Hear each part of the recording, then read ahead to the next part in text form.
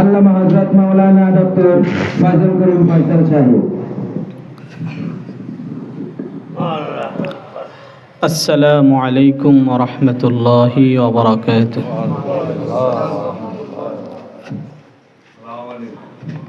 সালাম।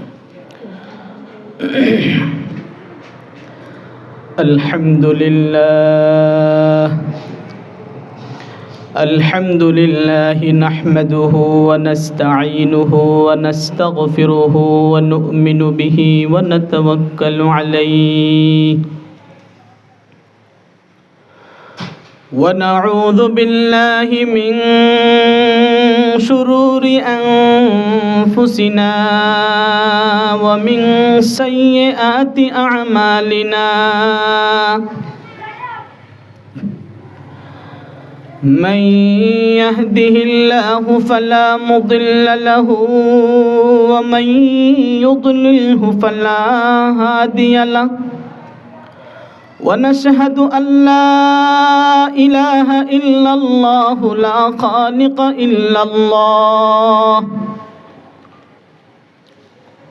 ولا رازق إلا الله ولا محيي إلا الله ولا مميت إلا الله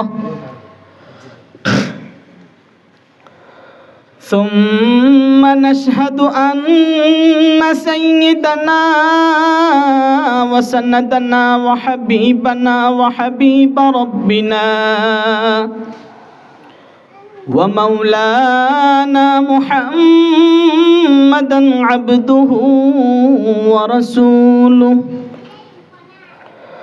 صلى الله تعالى عليه وعلى آله وأصحابه وبارك وسلم تسليما كثيرا وداعيا إلى الله بإذنه وسراجا منيرا أما بعد فأعوذ بالله من الشيطان الرجيم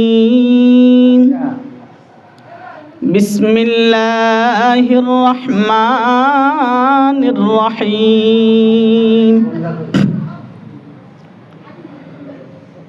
والذين إذا فعلوا فاحشة أو ظلموا أنفسهم فاستغفروا الله وقال تعالى في آية أخرى استغفروا ربكم إنه كان غفارا يرسل السماء عليكم مدرارا ويمددكم بأموال وبنين ويجعل لكم جنات ويجعل لكم أنهارا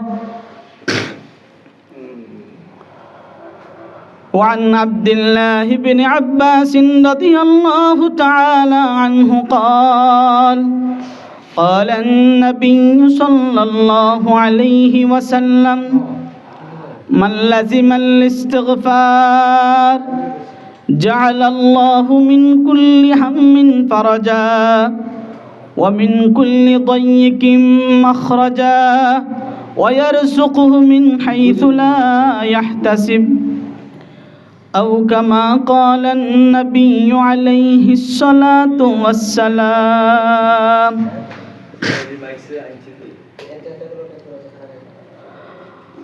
हर लहदा है मोमिन की नई शान नैयान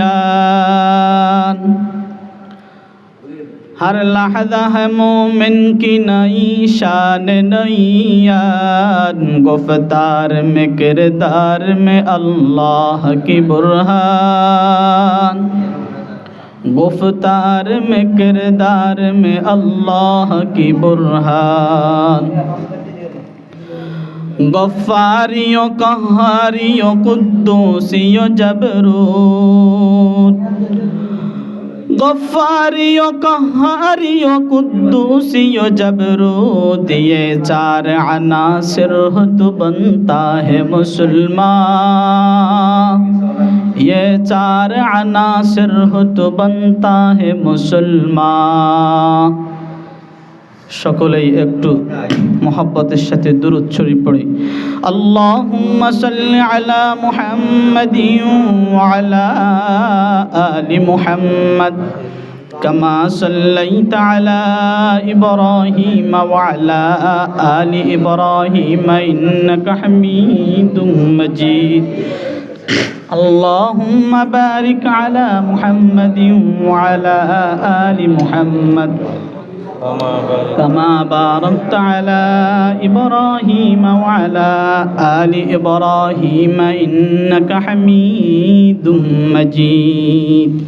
সকলেই একটু দিল থেকে রব্বুল আলামিনকে স্মরণ করে একটু জিকির করি। লা ইলাহা ইল্লাল্লাহ, লা ইলাহা ইল্লাল্লাহ, লা ইলাহা ইল্লাল্লাহ, লা ইলাহা ইল্লাল্লাহ, লা ইলাহা ইল্লাল্লাহ, লা ইলাহা ইল্লাল্লাহ।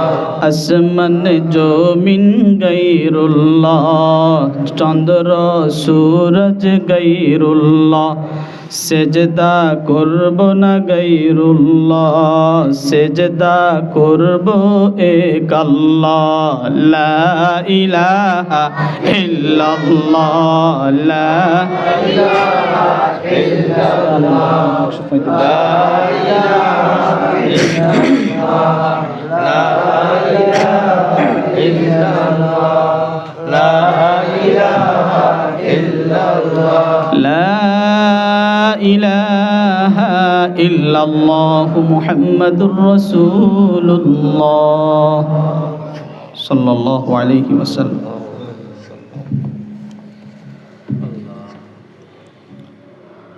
মুহতারাম হাজিরিন, ঐতিহ্যবাহী ফেশকার বাড়ি পাঞ্জেগানা মসজিদের উদ্যোগে আয়োজিত ওয়াজ ও দোয়ার মাহফিল 6 ডিসেম্বর 2024 বারাহীনগর বজরা সোনাইমুড়ি নোয়াখালীর আজকের এই মাহফিলের সম্মানিত সভাপতি, উপস্থিত আছেন এই এলাকার মুরব্বিয়ানে কেরাম, ওলামায়ে কেরাম, তলবে ইলম ভাইয়েরা, উপস্থিত বেরাদারান ইসলাম, পর্দা আলে অবস্থানরতা শ্রদ্ধেয়া সম্মানিতা মা ও বোনেরা, সর্বপ্রথম ওই দয়াময় রব্বুল আলামিনের দরবারে অন্তরের গহীন থেকে আমরা শুকরিয়া জ্ঞাপন করি যে মহান রব্বুল আলামিন আমাদেরকে উম্মতের ঈমানের দুর্ভিক্ষের এই সময়ে, বিশ্বব্যাপী ইসলামের এই ক্রাইসিসের মুহূর্তে রব্বুল আলামিন আমাদের সবাইকে এই ফিতনার সময়ে দুনিয়ার সকল শগল থেকে ফারেক হয়ে আল্লাহর ঘর মসজিদের উদ্যোগে আয়োজিত আজকের এই মাহফিলে আমাদেরকে সমবেত হওয়ার তৌফিক দিয়েছেন। এই জন্য চিৎকার করে বলি আলহামদুলিল্লাহ। আজকের এই মাহফিল আপনাদের এলাকায় সংগঠিত হওয়াতে আপনারা খুশি না বেজার? যদি আপনারা খুশি থেকে থাকেন, আমি সবাইকে অনুরোধ করব, যারা অন্তত আশেপাশে রয়েছি, যতটুক পর্যন্ত মাইকের আওয়াজ যাচ্ছে, ইনশাআল্লাহ নিজ উদ্যোগে আমরা মাহফিলের সামিয়ানার নিচে এই জান্নাতি বাগানে আমরা সবাই উপস্থিত হয়ে যাই। আল্লাহ তাআলা সবাইকে তৌফিক দান করেন, সবাই বলি আমিন। মুহতারাম হাজিরিন, আমাকে আপনাদের মাহফিলের পক্ষ থেকে আলোচ্য বিষয় দেওয়া হয়েছে তাওবা ও ইস্তেগফার। রব্বুল আলামিন যদি তৌফিক দান করেন, তাওবা এবং ইস্তেগফারের আলোকে ইনশাআল্লাহ আমরা কিছু কথা বলবো। রব্বুল আলামিন বয়ানের শুরু থেকে শেষ পর্যন্ত আমলের নিয়তে বলার এবং শোনার, বিশেষ করে মা বোনরা খুব মনোযোগ সহ আমাদের আলোচনাগুলি মাগরিবের পর থেকে আসরের পর থেকে নিয়ে এই পর্যন্ত শুনতেছিলেন, আমি সবাইকে অনুরোধ করব আপনারা সব কাজ থেকে ফারেগ হয়ে অন্তত আজকের আমার ইস্তিগফার আর তওবার বিষয়ে যে মেসেজটুকু আপনাদের জন্য নিয়ে এসেছি, ইনশাআল্লাহ এই মেসেজগুলি আপনারা নিয়ে যাবেন এবং এইগুলি অনুযায়ী যদি আপনারা ইনশাআল্লাহ বাকি জীবন কাটাইতে পারেন, রব্বুল আলামিন আপনাদের জীবনকে সুখময় করে দিবে। সুবহানাল্লাহ। মুহতারাম হাজিরিন, প্রথম বিষয় হলো তাওবা। তাওবা শব্দের অর্থ কি? তাওবা এর আবিধানিক অর্থ হলো আল ইনাবাতু, আন নাদামাতু, আর রুজু। তাওবা বলা হয় ফিরে আসা, লজ্জিত হওয়া। তাওবার অনেকগুলি অর্থ রয়েছে, আর শরীয়তের পরিভাষায় তাওবা বলা হয় কোনো একজন বান্দা গুনাহ করে, কোনো একজন বান্দা আল্লাহ রব্বুল আলামিনের নাফরমানি করার পরে ওই নাফরমানির উপরে, ওই গুনার উপরে লজ্জিত হয়ে রব্বুল আলামিনকে স্মরণ করে ওই গুনার উপরে লজ্জিত হয়ে ওই গুনাহটা ভবিষ্যতে আর পুনরায় না করার সংকল্পবদ্ধ হওয়াকে শরীয়তের পরিভাষায় তওবা বলা হয়। সুবহানাল্লাহ। আর ইস্তিগফারের আবিধানিক অর্থ হলো ক্ষমা চাওয়া, ক্ষমা প্রার্থনা করা। পরিভাষার মধ্যে, শরীয়তের পরিভাষার মধ্যে ইস্তিগফার বলা হয় বান্দা কথা কাজে চলাফেরায় মানুষ জীবনের প্রতিটা ক্ষেত্রে রব্বুল আলামিনের কাছে কথার মাধ্যমে, কাজের মাধ্যমে, দোয়ার মাধ্যমে আল্লাহ রব্বুল আলামিনের কাছে বেশি বেশি ক্ষমা প্রার্থনা করা, এটাকে শরীয়তের পরিভাষায় ইস্তিগফার বলা হয়। চিৎকার করে বলুন সুবহানাল্লাহ। মুহতারাম হাজিরিন, এই ইস্তিগফার আর তাওবা এবং ইস্তিগফার কেন আমাদেরকে তাওবা করতে হবে, কেন আমাদেরকে বেশি বেশি ইস্তিগফার পাঠ করতে হবে? এর কারণ হলো রব্বুল আলামিন মানব জাতিকে দুনিয়াতে সৃষ্টি করেছেন রব্বুল আলামিনের ইবাদত করার জন্য, রব্বুল আলামিনকে চেনার জন্য। ওমা খালাকতুল জিন্না ওয়াল ইনসা ইল্লা লিয়াবুদুন। রব্বুল আলামিন কালামে পাকের মধ্যে স্পষ্ট ঘোষণা দিয়েছেন, আমি জিন জাতি এবং মানব জাতিকে সৃষ্টি করেছি আমাকে চেনার জন্য, আই লিয়ারিফুন, আমাকে ইবাদত করার জন্য, অর্থাৎ আমাকে চেনার জন্য। চিৎকার করে বলুন আল্লাহ রব্বুল আলামিন আমাদেরকে সৃষ্টি করেছেন কিসের জন্য? সবাই বলেন আল্লাহকে চেনার জন্য। কিসের জন্য? সুতরাং আমরা দুনিয়াতে এসেছি মূলত আল্লাহকে চেনার জন্য। আল্লাহ রব্বুল আলামিনের বন্দিগির মাধ্যমে আমরা আল্লাহকে চিনব। আল্লাহ রব্বুল আলামিন যে সৃষ্টিকর্তা, আল্লাহ রব্বুল আলামিন যে রিজিক দাতা, আল্লাহ যে আমার হায়াতের মালিক, আল্লাহ তাআলা যে আমার মৃত্যুর মালিক, আল্লাহ তাআলা যে আমার ক্ষমতার মালিক, রব্বুল আলামিন যে আমার জীবনের সব কিছুর সফলতার মূল ভিত্তি, এটা আমরা জানার জন্য রব্বুল আলামিন আমাদেরকে সৃষ্টি করেছেন। কিন্তু দুঃখজনক হলেও সত্য, আমরা মানুষ দুনিয়াতে আসার পরে বিভিন্ন কারণে জীবন চলার পথে আমরা রবকে ভুলে যাই। কথা বলেন ঠিক কিনা? আমরা বিভিন্ন কাজে কর্মে, বিভিন্ন আমলের ক্ষেত্রে আমরা রবকে আর স্মরণ করতে পারি না। রব্বুল আলামিনকে আমরা ভুলে যাই, আল্লাহকে ভুলে যাই। অথচ আল্লাহকে ভুলা কখনো উচিত ছিল না। যেই রব আমাকে অনস্তিত্ব থেকে অস্তিত্বের মধ্যে নিয়ে এসেছেন, সেই রবকে আমরা কি করি? ভুলে যাই। মুহতারাম হাজিরিন, ভুলে গিয়ে আমরা বিভিন্ন পাপাচারের মধ্যে লিপ্ত হয়ে যাই। আমরা সবাই জানি প্রত্যেকটা পাপের বিনিময়ে কাল কিয়ামতের দিন আল্লাহ রব্বুল আলামিন আমার পরিপূর্ণ হিসাব আল্লাহ তাআলা নেবেন। প্রত্যেকটা নেক আমলের প্রতিদান আমাকে দিবেন। আমরা সবাই জানি ফামান ইয়ামাল মিসকালা যাররাতিন খায়রান ইয়ারা, যেই ব্যক্তি যাররা পরিমাণ নেকের কাজ করবে রব্বুল আলামিন তাকে তার প্রতিদান দেবেন।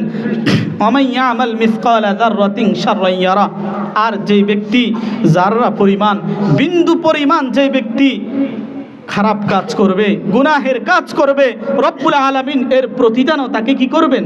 দিবেন। মুহতারাম হাজিরিন, প্রিয় ভাই ও দুস্থ বুজুর্গ, যে রব্বুল আলামিন আমাদেরকে কিন্তু সব কিছুর কাল কিয়ামতের দিন হিসাব নেবেন। যদি পরিপূর্ণ হিসাব নেওয়া হয়, নেওয়ার পরে আমাদের পরিস্থিতি কি হবে? আমরা প্রত্যেকটা গুনাহের বিনিময়ে জাহান্নামের আগুন ভোগ করতে হবে। আমরা সবাই জানি জাহান্নামের আগুন দুনিয়ার আগুনের চেয়ে অনেক অনেক গুণ, কোন রিওয়ায়াত অনুযায়ী 70 গুণ বেশি তেজ এবং তেজস্বী পাওয়ার বেশি থাকে দুনিয়ার সাধারণ এই আগুন আমাদের সহ্য হয় না। আখিরাতের ওই আগুন, যেই আগুনের কাছে গেলে আগুন লাপায়া জাহান্নামীকে আগুনের ভিতরে নিক্ষেপ করে দিবে, সেই আগুন আমাদের কিভাবে সহ্য হবে? ঠিক কিনা কথা বলেন? সুতরাং আমরা বনি আদম, রসুল বলেন কুল্লু বনি আদম খাত্তাউন, প্রত্যেক বনি আদম গুনাহ করে, প্রত্যেকটা মানুষ গুনাহ করে। যে সাধারণ সেও গুনাহ করে, যে আলেম সেও গুনাহ করে, যে বিএফি সেও গুনাহ করে। অর্থাৎ নবী রসুল যারা তারা মাসুম, তাদের কোনো গুনাহ নাই। সাহাবায়ে কেরাম সত্যের মাপকাঠি, তাদেরও গুনাহ হতে পারে। আর এই ছাড়া উম্মতের প্রত্যেকটা মানুষ গুনাহগার, কোনো না কোনো গুনার মধ্যে সে লিপ্ত হয়ে যায়। আর এই গুনাহ বান্দার বৈশিষ্ট্য, বান্দা গুনাহ করবে। আল্লাহ রব্বুল আলামিন আমাদেরকে গুনার যোগ্যতা দিয়ে সৃষ্টি করেছেন। আল্লাহ রব্বুল আলামিন আমার ভিতরে, আপনার ভিতরে গুনার স্পৃহা দিয়েছেন। এই জন্য আমরা ভুল করে ফেলি। তবে এই ভুল করতে করতে যদি আমার মৃত্যু এসে যায়, আমি রব্বুল আলামিনের কাছে উপস্থিত হয়ে যাই, তাহলে রব্বুল আলামিন আমাদেরকে হিসাব নিকাশ করার পরে যদি জাহান্নামে দিয়ে দেয়, আর ওই জাহান্নামের আগুন তো আমরা সহ্য করতে পারবো না। এই জন্যই আমাদেরকে তওবা করতে হবে। কি করতে হবে ভাই? তওবা করতে হবে। আমরা মানুষ, আমাদেরকে আল্লাহ তাআলা ঈমানদার বানিয়েছেন। ঈমান এটা এমন একটা জিনিস, যেই জিনিস কখনো বাড়ে কখনো কমে। ঈমান কোনো সময় একরকম থাকে না। আল ঈমানু ইয়াজিদু ওয়া ইয়ানকুসু, ঈমান বাড়ে ঈমান কমে। মাইকের ভলিউম যেরকম বাড়ানো যায় এবং কমানো যায়, ইনক্রিজ এবং ডিক্রিজ করা যায়, ঠিক তেমনিভাবে মানুষের ঈমানও ইনক্রিজ এবং ডিক্রিজ হয়। এটা কখনো বাড়ে কখনো কি করে? কমে। সুতরাং ঈমান কমার কারণে অনেক সময় আমরা পাপাচারে লিপ্ত হয়ে যাই। ভাই, এই পাপ নিজের আমল নামায় রেখে আমরা কেউই কবরে যাওয়া যাবে না। এই জন্য আমাদেরকে তওবা করতে হবে, আল্লাহ তাআলার কাছে তওবা করতে হবে। ইমাম নববী রহমতুল্লাহি আলাই লিখেন যে তওবার জন্য 3টা শর্ত। আর যদি বন্দার হকের সম্পর্কিত হয় গুনাহটা, তাহলে তওবার জন্য 4টা শর্ত রয়েছে। প্রথম শর্ত হলো গুনাহ করার সাথে সাথে আল্লাহকে স্মরণ করা, ওই গুনার উপরে লজ্জিত হওয়া। গুনার উপরে কি হওয়া? লজ্জিত হওয়া। 2 নাম্বার ওই গুনাহকে তাৎক্ষণিক ছেড়ে দেয়া। 3 নাম্বার ভবিষ্যতে ওই গুনাহ না করার উপরে দৃঢ় প্রতিজ্ঞাবদ্ধ হওয়া। ইমাম নববী রহমতুল্লাহি আলাই লিখেন, আর গুনাহটা যদি বান্দার হকের সম্পর্কিত হয়, তখন 4র্থ নম্বর শর্ত হলো ওই বান্দার হকটাকে তার কাছে ফিরিয়ে দিতে হবে। কথা বলেন ঠিক কিনা? মুহতারাম হাজিরিন, সুতরাং তাওবা আমাদেরকে করতেই হবে। ইস্তেগফার, আল্লাহর কাছে ক্ষমা আমাদেরকে চাইতেই হবে। রব্বুল আলামিন তাওবা এবং ইস্তেগফারের বিষয়ে পবিত্র কোরআনের মধ্যে অনেক অসংখ্য আয়াত রয়েছে, যেখানে রব্বুল আলামিন তাওবা এবং ইস্তেগফারকে খাঁটি ঈমানদারের আলামত বলেছেন, খাঁটি ঈমানদারের গুণাবলী হিসাবে আখ্যায়িত করেছেন। খাঁটি মুত্তাকিদের রব্বুল আলামিন তাওবা এবং ইস্তেগফারকে অন্যতম গুণ হিসাবে সাব্যস্ত করেছেন। এই বিষয়কে সামনে রেখে আমি আপনাদের সম্মুখে সর্বপ্রথম সূরা আলে ইমরানের 135 নম্বর আয়াত আমি আপনাদের সম্মুখে তেলাওয়াত করেছি। মুহতারাম হাজিরিন, এরপরে সূরা নূহের 10 এবং 11 এবং 12 নম্বর আয়াত আপনাদের সম্মুখে তেলাওয়াত করেছি। তেলাওয়াতকৃত আয়াতের মধ্যে রব্বুল আলামিন বলেন, والذين إذا فعلوا فاحشة أو ظلموا أنفسهم ذكروا الله فاستغفروا لذنوبهم ومن يغفر الذنوب إلا الله ولم يصروا على ما فعلوا وهم يعلمون। মুহতারাম হাজিরিন, রব্বুল আলামিন আমাদেরকে বলেন, ও আমার বান্দারা, ওয়াল্লাযীনা ইযা ফাআলু فاحشة أو ظلموا أنفسهم ذكروا الله فاستغفروا لذنوبهم ومن يغفر الذنوب إلا الله ولم يصروا على ما فعلوا وهم يعلمون। رب العالمين বলেন, মুত্তাকি তারা ইযা ফাআলু ফাহিশাতান, যখন তারা কোনো অশ্লীল কাজ করে ফেলে, জীবন চলার পথে কোনো অশ্লীল কাজ করে ফেলেছে। কথা বলেন, আমরা জীবন চলার পথে অশ্লীল কাজ করি কি করি না? সবাই বলেন করি কি করি না?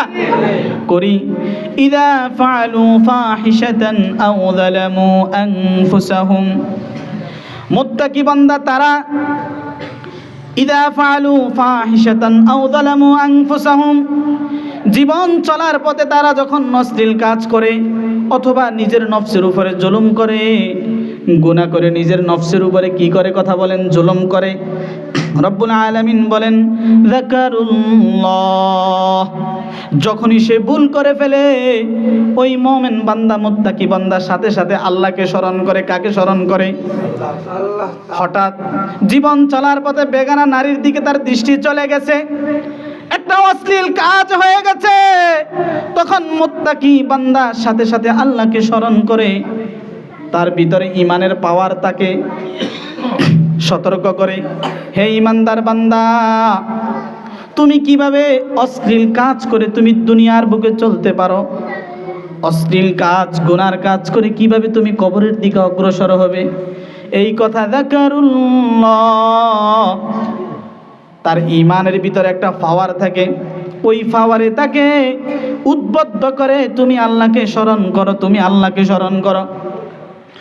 যাকারুল্লাহ ফাস্তাগফারু লিযুনুবিহিম, রব্বুল আলামিন বলেন শুধু আল্লাহকে স্মরণ করে তা নয়, ফাস্তাগফারু লিযুনুবিহিম, এবং তারা তাদের গুনার জন্য রব্বুল আলামিনের কাছে মাপ চায়। কি চায় কথা বলেন? মাপ চায়, ইস্তিগফার করে। ওয়া মান ইয়াগফিরুয যুনুবা ইল্লাল্লাহ, রব্বুল আলামিন বলেন আল্লাহ ছাড়া আর কে তাকে মাফ করতে পারবে?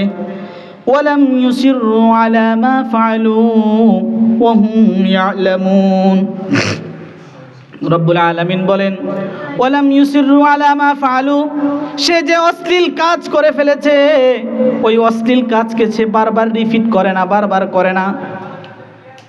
সে জানার পরে যখন জেনেছে অশ্লীল কাজ গুনার কাজ, তখন ওই কাজটাকে সে বারবার করে না। ওহুম ইয়ালামুন, রব্বুল আলামিন বলে সে জানা সত্ত্বেও ওই কাজটাকে বারবার করে না। মুহতারাম হাজিরিন, এই আয়াতের মধ্যে রব্বুল আলামিন মুত্তাকিনদের 4টি গুণ এই সূরার আগের 2 আয়াত এবং পরের 1 আয়াত সহ এই 4টি আয়াতের মধ্যে রব্বুল আলামিন মুত্তাকিনদের 4টি গুণের কথা বলেছেন। কয়টি গুণ? 4টি গুণ। তার মধ্যে 4র্থ গুণের কথা বলেছেন মুত্তাকি তারা। মুত্তাকি ওই সমস্ত লোক, যেই সমস্ত লোক যখনই কোনো পাপাচার করবে সাথে সাথে কাকে স্মরণ করবে? চিৎকার করে বলুন, আল্লাহকে স্মরণ করবে। তাওবার প্রথম শর্ত আল্লাহকে স্মরণ করা, গুনার উপরে লজ্জিত হওয়া। ওয়াস্তাগফারু লিযুনুবিহিম, এবং সাথে সাথে আল্লাহর কাছে মাপ চাইতে হবে। গুনাহ করলে কি করতে হবে কথা বলেন? সবাই আমার সাথে বলতে হবে কি করতে হবে? আল্লাহ তাআলার কাছে মাপ চাইতে হবে। 3 নাম্বার হলো ওয়ালাম ইউসিররু আলা মা ফাআলু ওয়া হুম ইয়ালামুন, যখন সে বুঝতে পারবে এটা গুনাহ, যখন বুঝতে পারবে এটা পাপাচার, তখন এই কাজটাকে দ্বিতীয়বার আর করা যাবে না। তাওবার পরে ওই কাজটাকে দ্বিতীয়বার আর করা কি করবে না? যাবে না। মুহতারাম হাজিরিন, রব্বুল আলামিন এখানে মুত্তাকিনদের অন্যতম সিফাত হিসেবে বলেছেন যে মুত্তাকিরা ইস্তিগফার করে। কি করে? ইস্তিগফার করে। আল্লাহ রব্বুল আলামিন এর 2 আয়াত পূর্ব থেকে রব্বুল আলামিন মুত্তাকিনদের সিফাতের বিষয়ে আল্লাহ পাক আলোচনা করেছেন। রব্বুল আলামিন বলেন وسارعوا إلى مغفرة من ربكم وجنة عرضها السماوات والأرض أعدت للمتقين, রব্বুল আলামিন বলেন ও দুনিয়ার মানুষ, ওয়াসারিউ ইলা মাগফিরাতিম মির রাব্বিকুম, তোমরা তোমাদের রবের পক্ষ থেকে ক্ষমার দিকে তোমরা অগ্রসর হও। ওয়া জান্নাতিন, এবং ওই জান্নাতের দিকে অগ্রসর হও। আরদুহাস সামাওয়াতু ওয়াল আরদু, যেই জান্নাতের প্রশস্ততা হলো পুরো আসমান এবং পুরো জমিন। এরপরে রব্বুল আলামিন বলেন উইদ্দাত লিল মুত্তাকিন, রব্বুল আলামিন এই জান্নাতকে প্রস্তুত করেছেন মুত্তাকিনদের জন্য, আল্লাহ বিরুদের জন্য। মুহতারাম হাজিরিন, মুত্তাকিন কারা? আল্লাহ বিরু কারা? আল্লাহ পাক রব্বুল আলামিন মুত্তাকিনদের ডেফিনেশন আর সংজ্ঞা, মুত্তাকিনদের গুণাবলী, কি কি গুণাবলী রয়েছে, কি কি ম্যাটেরিয়ালস পাওয়া গেলে একজন মানুষ খাঁটি মুত্তাকি হতে পারে। রব্বুল আলামিন বলেন, আল্লাযীনা ইউনফিকুনা ফিস সাররাই ওয়াদ দাররাই ওয়াল কাযিমিনাল গায়যা ওয়াল আফিনা আনিন নাস ওয়াল্লাহু ইউহিব্বুল মুহসিনিন। রব্বুল আলামিন বলেন, মুত্তাকি ওই সমস্ত লোক যারা আল্লাহর রাস্তায় খরচ করে স্বাচ্ছন্দ্য অবস্থায় এবং অভাব অবস্থায়। তার কাছে টাকা পয়সা থাকলেও সে আল্লাহর রাস্তায় ব্যয় করে, দারিদ্র হয়ে গেলেও তার সামর্থ্য হিসেবে আল্লাহর রাস্তায় কি করে? ব্যয় করে। ওয়াল কাযিমিনাল গায়যা, 2 নাম্বার গুণ হলো যে তার গোসাকে নিয়ন্ত্রণ করতে পারে, যে তার রাগকে নিয়ন্ত্রণ করে। 3 নাম্বার ওয়াল আফিনা আনিন নাস, মানুষের সাথে কোনো ভুল বুঝাবুঝি হয়ে গেলে সে মানুষকে মাফ করে দেয়। 3 নাম্বার গুণ, ওয়াল্লাহু ইউহিব্বুল মুহসিনিন। রব্বুল আলামিন বলেন, আল্লাহ রব্বুল আলামিন সৎকর্মশীলদেরকে ভালোবাসেন। এই আয়াতের মধ্যে রব্বুল আলামিন 3টি গুণের কথা বলেছেন। প্রথম গুণ হলো মুত্তাকিরা স্বাচ্ছন্দ্য অবস্থায়, ধনাঢ্য অবস্থায় এবং দারিদ্র উভয় অবস্থার মধ্যে আল্লাহর রাস্তায় ব্যয় করে। 2 নাম্বার, যারা নিজের গোসাকে নিয়ন্ত্রণ করে। কথা বলেন, কাকে নিয়ন্ত্রণ করে? গোসাকে নিয়ন্ত্রণ করে। 3 নাম্বার হলো মানুষকে ক্ষমা করে দেয়। এই 3টা গুণ দুঃখজনক হলেও সত্য আজকে আমাদের সমাজের মধ্যে নাই। আছে কি? কথা বলেন। এই ধরনের গুণ আজকে আমাদের ভিতরে নাই। অনেক মানুষ আছে, প্রচুর পরিমাণ টাকা পয়সা আছে, আল্লাহর রাস্তায় ব্যয় করতে পারে, মসজিদ মাদ্রাসায় ব্যয় করতে পারে, সে করবে না, সে করবে না। আবার অনেক মানুষ আছে, তার টাকা পয়সা নাই, সে তার সামর্থ্য হিসাবে তার ইনকাম কম, ওই কম অবস্থায়ও সে আল্লাহর রাস্তায় ব্যয় করতে চায় না। 2 জনেই খাঁটি মুত্তাকি হতে পারলো না। যার কাছে টাকা পয়সা আছে সে 1000 টাকায় 1 টাকা হইলেও আল্লাহর রাস্তায় দেবে। যার কাছে টাকা পয়সা কম আছে সে 1000 পয়সা থেকে 1 পয়সা হলেও দিবে। কথা বলেন, ঠিক কিনা? আপনার কাছে 1000 আছে, সেখান থেকে 1 টাকা দেন। আপনার কাছে 1000 নাই, 100 নাই, 100 পয়সা আছে, সেখান থেকে আপনি খাঁটি মুত্তাকি হলে 1 পয়সা আল্লাহর রাস্তায় কি করতে হবে? ব্যয় করতে হবে। এটা মুত্তাকিনদের সিফাত। শুধু নামাজ পড়লে হবে না, শুধু হজ করলে হবে না, শুধু রোজা রাখলে হবে না, আল্লাহর রাস্তায় কি করতে হবে? ব্যয় করতে হবে। মানবতার কাছে নিজেকে নিবেদিত করে দিতে হবে।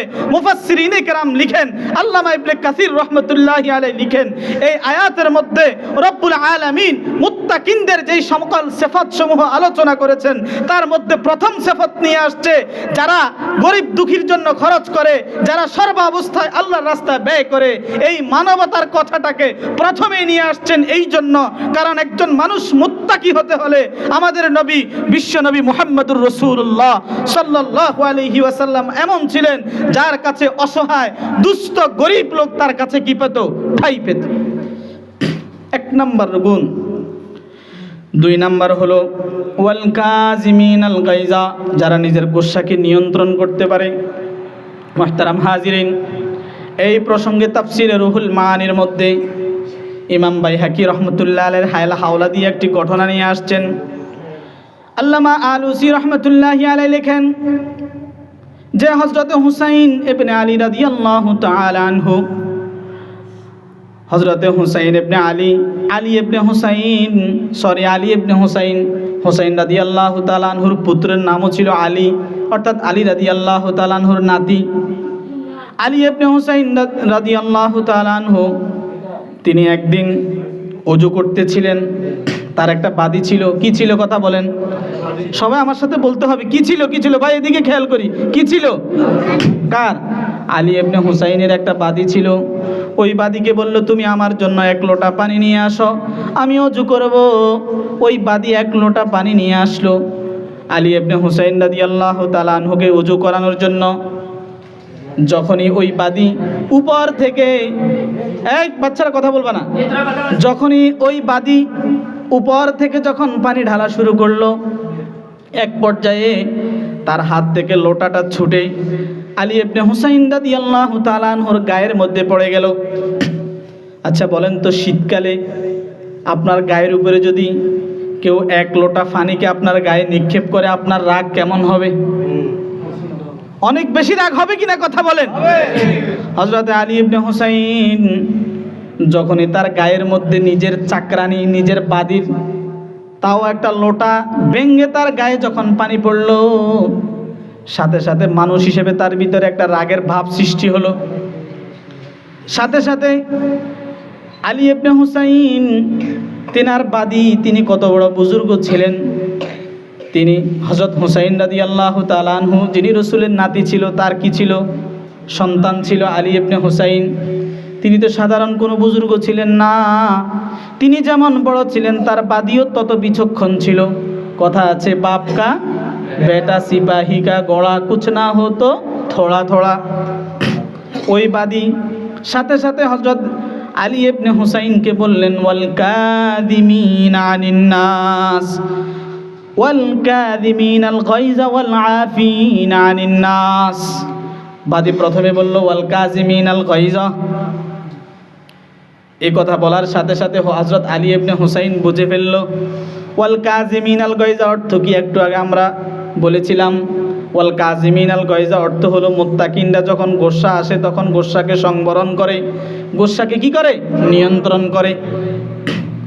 অর্থাৎ তিনি বুঝাইতে চাইছেন আপনার গায়ে পানি পড়ছে, অনিচ্ছাকৃতভাবে আমার হাত থেকে লোটাটা ছুটে পড়েছে আপনার গায়ে।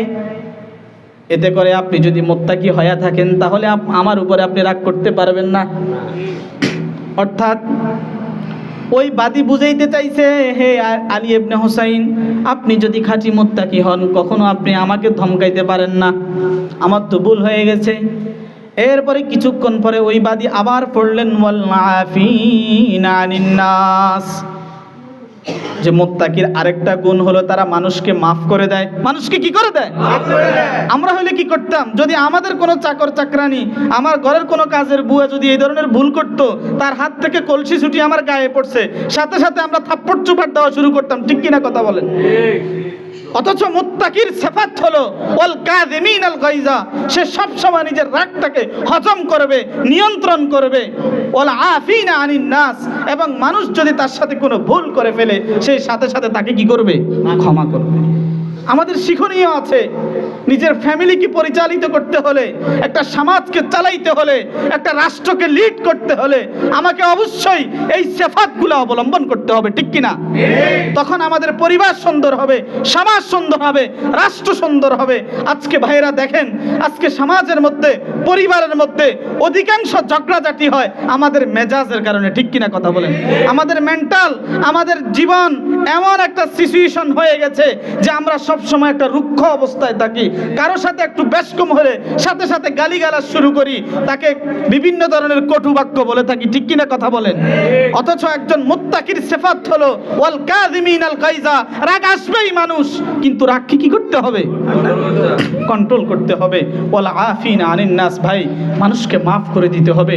ওয়াফু আম্মান যুলমাকা, আমার নবী, প্রিয় নবী মুহাম্মদুর রাসূলুল্লাহ সাল্লাল্লাহু আলাইহি ওয়াসাল্লাম বলেন যে তোমার সাথে যদি কেউ ভুল করে তুমি তাকে মাফ করে দাও। আল্লাহু ইউহিব্বু, আল্লাহ রাব্বুল আলামিন যারা মানুষকে মাফ করেন তাদেরকে কি করেন? ভালোবাসেন। আল্লাহ তোমাকে মাফ করবেন, তুমি দুনিয়াতে মানুষকে মাফ করবে, রব্বুল আলামিন কিয়ামতের দিন তোমাকে, কিয়ামতের দিন বিভীষিকাময় মুহূর্ত থেকে কিয়ামতের সেই কঠিন বিপদের সময় তোমাকে কি করবেন? মাফ করবেন। মাফ করবো তো ইনশাআল্লাহ ভাই, মাফ করবো তো ইনশাআল্লাহ। অনেক মানুষের সাথে আমার মন মালিন্য আছে, অনেক মা বোনরা এক টোলের মা বোনদের সাথে আরেক টোলের মা বোনের কি থাকে, এক জায়গায় চললে বিভিন্ন ঝগড়া ঝাঁটি, বিভিন্ন রাগারাগি হয়ে থাকে কিনা কথা বলেন? এই রাগারাগির কারণে অনেক সময় আমরা, অনেক মা বোনরাও এরকম জিদ চলে আসে যে আমি তার সাথে জীবনেও কথা বলবো না, সে আমার সাথে বেয়াদবি করছে, আমার সাথে তর্ক করছে, আমাকে গালি দিয়েছে। ও মা বোনেরা, আপনারা এই রাগ করতে পারেন না। যদি আপনি তাকওয়াবান হিসেবে নিজেকে রূপান্তরিত করতে হয়, যদি একজন খাঁটি ঈমানদার নারী হিসাবে আপনি নিজেকে পরিচয় দিয়ে থাকেন, তাহলে অবশ্যই আপনার গুসা আসলে এই গুসাকে কন্ট্রোল করতে হবে। ওয়াল আফিনা আনিন নাস, এবং অপর বোনদেরকে, অপর মা বোনদেরকে আপনি কি করতে হবে? ক্ষমা করতে। ক্ষমার সিফাত, এটা রব্বুল আলামিনের সিফাত। আল্লাহ বলবে এই বান্দা বান্দি আমার সিফাত তার ভিতরে আসছে, সুতরাং এই বান্দা বান্দিকে আমি জাহান্নামে দেব না। এই জন্য আজকে থেকে অন্তত এই মহল্লায় যাদের সাথে যাদের মনোবাদ আছে, আমরা আজকে থেকে একে অপরকে কি করে দেব? মাফ করে দেব। সবার সাথে সবাই মিলেমিশে চলবো ভাই। আজকে সারা দুনিয়ার এমন একটা অবস্থা হয়ে গেছে, ইহুদি খ্রিস্টান কাফের মুশরিকরা আজকে আমাদের মুসলিম সমাজের মধ্যে বিভিন্ন ধরনের বিভক্তি সৃষ্টি করছে। কি করে না কথা বলেন? অমুক অমুক দল, অমুক অমুক দল, অমুক অমুক শ্রেণীর, অমুক আরেক শ্রেণীর, অমুক অমুক দলের, অমুক তমুক দলের, এইভাবে আমাদেরকে বিভিন্ন ক্লাসিফিকেশন করে আমাদের ভিতরে বিভিন্ন বিভাজন সৃষ্টি করে আমাদের শক্তি কমায়া দিছে। অথচ আল্লাহ পাকের নির্দেশ হলো ওয়া আতিউল্লাহ ওয়া আতিউর রাসূলা ওয়া লা তানাযাউ ফাতাফশালু ওয়া তাযহাবা রিহুকুম। রব্বুল আলামিন বলেন ওয়া লা তানাযাউ, তোমরা পরস্পর ঝগড়া করো না। ফাতাফশালু, যদি পরস্পর ঝগড়া করো, পরস্পর বিচ্ছেদ হয়ে যাও, ফাতাফশালু ওয়া তাযহাবা রিহুকুম, তাহলে তোমাদের প্রভাব চলে যাবে, তোমরা হালকা হয়ে যাইবা, তোমাদেরকে ইহুদি খ্রিস্টানরা তোমাদেরকে নিষ্পেষিত করে দিবে। কথা বলেন ঠিক কি না? মুহতারাম হাজিরিন, আজকে পৃথিবীর বিভিন্ন প্রান্তে মুসলমানদেরকে নিধন করার জন্য, মুসলমানদেরকে পৃথিবীর মানচিত্র থেকে মুছে ফেলার জন্য, ইসলাম নামক এই ওয়ার্ডটাকে পৃথিবীর ইতিহাস থেকে মুছে দেওয়ার জন্য আজকে সারা পৃথিবীর সকল কাফের মুশরিকরা ঐক্যবদ্ধ হয়ে গেছে। কথা বলেন ঠিক কিনা? যদিও আমরা দেখছি এক প্রান্তে আমেরিকা আছে, আরেক প্রান্তে রাশিয়া আছে, অন্য প্রান্তে চীন আছে, ইসরায়েল আছে, যদিও তাদেরকে ভিন্ন ভিন্ন ধর্মাবলম্বী হিসাবে আমরা দেখছি, কিন্তু মুসলিম নিদরে ইসলাম নামক এই শব্দকে পৃথিবীর মানচিত্র থেকে দুরিশ্বাত করার জন্য তারা সবাই ঐক্যমত। কথা বলেন ঠিক কিনা? কিন্তু দুঃখজনক হলেও সত্য, আমরা মুসলমানদের অবস্থা এত দুরবস্থা হয়ে গেছে, আমরা মুসলমানরা একটা ফ্যামিলির মধ্যে পর্যন্ত আমরা মিল নাই, একটা ছোট্ট একটা মহল্লার মধ্যে পর্যন্ত বাড়িয়ে বাড়িয়ে ঝগড়া লাইগা ভিন্ন মসজিদ দিবে, অমুকের মসজিদে নামাজ পড়বে না, বাড়িয়ে বাড়িয়ে ঝগড়া, মিয়া বুইয়া ঝগড়া, আছে না নাই? কথা বলেন। বিভিন্ন ইসলামিক দল, কত মত। মুহতারাম হাজিরিন, এই জন্য বর্তমান এই সময়ে আমি সব জায়গায় এই কথা বলি, প্রিয় ভাইয়েরা, দল মত নির্বিশেষে অন্তত যারা লা ইলাহা ইল্লাল্লাহ এই কালিমাকে পাঠ করেছে, আমাদের মুহতারাম উস্তাদ হেফাজতে ইসলামের যিনি আমির ছিলেন, হেফাজতে ইসলামের প্রতিষ্ঠাতা আল্লামা আহমদ শফি রহমতুল্লাহি আলাইহি, তিনি বলতেন যেই ব্যক্তি বলেছে লা ইলাহা ইল্লাল্লাহ সে হেফাজতে ইসলামের একজন সদস্য, একজন কর্মী, তার সাথে আমাদের কোনো বিরোধ নাই। মাসলাক ভিন্ন থাকতে পারে, তর্জ ভিন্ন থাকতে পারে, বিভিন্ন তরিকা ভিন্ন হতে পারে, ছোটখাটো বিষয়ে মতনৈক্য হতে পারে, কিন্তু আমরা মনে করতে হবে ইন্নামাল মুমিনুনা ইখওয়া ফাসলিহু বাইনা আখওয়াইকুম, আমরা সবাই ঐক্যমত হতে হবে। সারা পৃথিবীর মুসলমান পরস্পরে কি কথা বলেন? ভাই ভাই। মুহতারাম হাজিরিন, কথাগুলি বলতে চাইছিলাম না, কিন্তু ঘটনাক্রমে কথাগুলি চলে আসছে। কি বলেন, বয়ান কি চলবে না অফ করে দেব? ইনশাআল্লাহ। আমি শুনেছি আপনাদের মহতারাম হুজুর কারি রাকিবুল ইসলাম সাহেব আমাদের শাগরিদও বটে, মাশাআল্লাহ। আল্লাহ রাব্বুল আলামিন তাকে হক্কানি রব্বানি আলিম হিসেবে কবুল করেন, সবাই বলি আমিন। অনেক ভালো মাশাআল্লাহ, তার মন মানসিকতা, দিনই একটি স্পৃহা আছে। সে আপনাদেরকে নিয়ে এই এলাকার ফাঞ্জেগানার যে হুজুর, তাকে নিয়ে আজকে কত চমৎকার, ছোট্ট হইলেও আমার দিলে সাক্ষী দিছে আল্লাহ রাব্বুল আলামিন এই মজলিসকে কবুল করছেন। সবাই বলেন নারায়ে তাকবীর, নারায়ে তাকবীর। যদিও ছোট্ট মজলিস, কিন্তু রব্বুল আলামিন এই মজলিসকে কবুল করেছেন। মুহতারাম হাজিরিন, একটু মনোযোগী হয়ে আমরা কথা না বলি। মুহতারাম হাজিরিন, যদিও আমরা এখানে মানুষ কম, যদিও আমরা মানুষ এখানে কম, যদিও কোয়ান্টিটিতে কম, কিন্তু কোয়ালিটি আমি মনে করি যে এখানে ভালো আছে। আল্লাহ তাআলার কাছে কোয়ান্টিটির মূল্য বেশি না কোয়ালিটির মূল্য বেশি? কথা বলেন। আমার দিকে খেয়াল করেন সবাই। ভাই, বয়ান একটা আর্ট, একটা শিল্প। যদি আপনারা মনোযোগী হন ইনশাআল্লাহ, টাইমের দিকে কেউ তাকাবেন না, কারণ এখানে বেশি একটা মাইক নেই, মানুষের বেশি কষ্ট হবে না। আপনাদের যদি কষ্ট হয় বলবেন, আমি বন্ধ করে দেব, ঠিক কিনা? কথা বলেন। রসুল আকরাম সাল্লাল্লাহু আলাইহি ওয়াসাল্লাম যখন ইসলামের প্রথম দিকে দাওয়াত দিয়েছেন তখন কি কোয়ান্টিটি ছিল না কোয়ালিটি ছিল? কথা বলেন। কোয়ালিটির হিসাব ছিল, কোয়ান্টিটি পরিমাণে কম ছিল কিন্তু কোয়ালিটি বেশি ছিল, ঠিক কিনা কথা বলেন? আবু বকর রাদিয়াল্লাহু তাআলা আনহু, হযরত ওমর ফারুক রাদিয়াল্লাহু তাআলা আনহু, হযরত উসমান গনি রাদিয়াল্লাহু তাআলা আনহুর মতো, হযরত আলী রাদিয়াল্লাহু তাআলা আনহুর মতো সাহাবী রসুলের শিষ্য ছিলেন, রসুলের সোহবত পেয়েছেন, যাদের নাম স্বর্ণাক্ষরে লেখা থাকবে। কথা বলেন ঠিক কিনা? এই জন্য এক কবি বলেছেন, दुनिया ए सदाकत में तेरा नाम रहेगा, सिद्दीक तेरे नाम से इस्लाम रहेगा, ठीक की ना?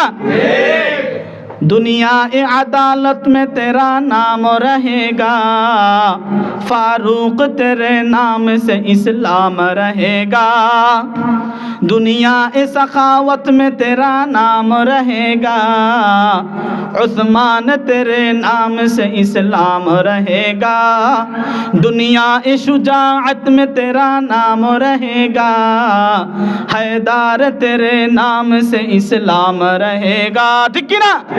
তাদের নাম স্বর্ণাক্ষরে লেখা থাকবে। আবু বকর সিদ্দিক ছিলেন, হযরত ওমর ফারুক রাদিয়াল্লাহু তাআলা আনহু তিনি একজন ন্যায়পরায়ণ ছিলেন, হযরত উসমান গনি রাদিয়াল্লাহু তাআলা আনহু যিনি ইসলামের জন্য তার অর্ধেক সম্পত্তি আল্লাহর রাস্তায় ব্যয় করে দিয়েছেন, সুবহানাল্লাহ।